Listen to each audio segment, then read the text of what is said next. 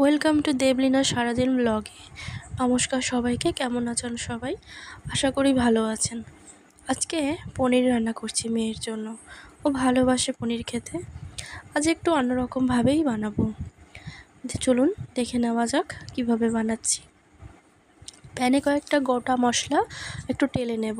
10-12টা গোলমরিচ, একটা দারচিনি স্টিক, একটা শুকনো লঙ্কা, 5-6টা লবঙ্গ, একটা তেজপাতা। ও যেহেতু ঝাল কম খায় তাই লঙ্কা কম দিয়েছি। আপনারা আপনাদের পছন্দ মতো ঝাল দিয়ে নেবেন। মশলা গ্রাইন্ডার বাটিতে ঢেলে নেব। এবার ওই প্যানটা একটু তেল বসিয়ে তেল দিয়ে দেবো পনিরগুলো ভেজে নেওয়ার জন্য। এবার ওই মশলার সাথে 10-12টা কাজু বাদাম, 2 চামচ চালমগজ দিয়ে একটু জল দিয়ে বেটে নেব। আর এদিকে পনির ভাজা হয়ে গেছে। একটু উষ্ণ জল দিয়ে ফুটিয়ে নেব জলটা। ওই পনিরগুলো ওই জলের মধ্যে দিয়ে একটু নুন দিয়ে কিছুক্ষণের জন্য রেখে দেব। এইভাবে রাখলে পনিরগুলো নরম থাকে আর ভালোও লাগে খেতে। এবার ওই মশলার পেস্টটা নামিয়ে ওই বাটিতেই একটা টমেটো, 2টো লঙ্কা, 1 ইঞ্চ মতো আদা দিয়ে একটু জল দিয়ে বেটে নেব।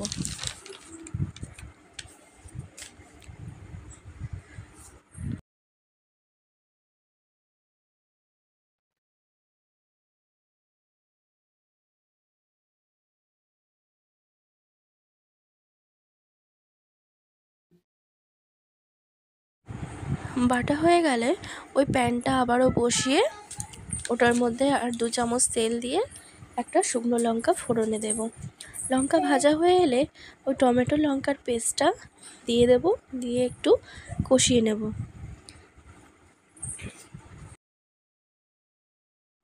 মশলাটা কষতে কষতেই একটু কিছু গুঁড়ো মশলা দিয়ে নেব, যেমন হলুদ গুঁড়ো, একটু জিরে গুঁড়ো, একটু ধনে গুঁড়ো, একটু লঙ্কা গুঁড়ো দিয়ে আবারও কষিয়ে নেব। তারপরে ওই কাজু আর চালমগজের যে পেস্টটা ছিল ওটা দিয়ে আবারও ভালো করে কষিয়ে নেব।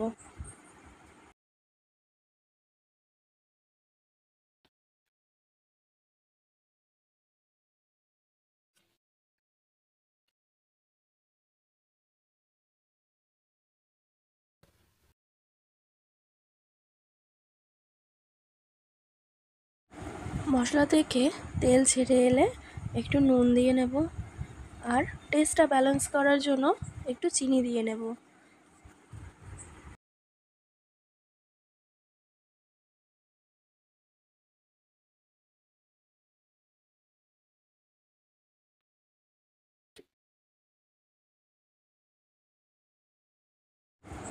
আবারও ভালো করে কষিয়ে নেব যতক্ষণ না প্যান থেকে মশলা উঠে আসছে, ততক্ষণ কষিয়ে নেব।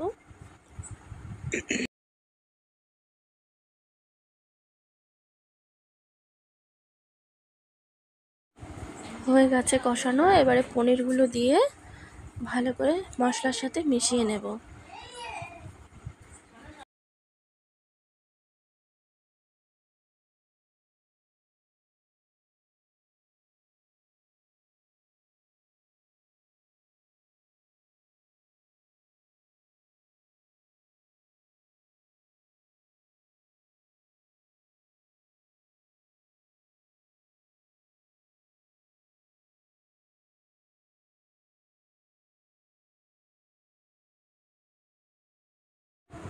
হয়ে গেছে পনিরটা মশলার সাথে মিশিয়ে নিয়েছি।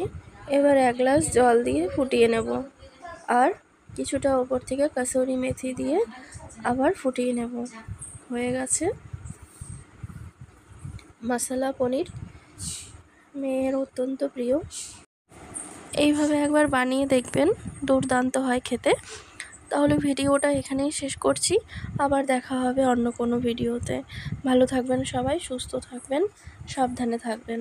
নমস্কার।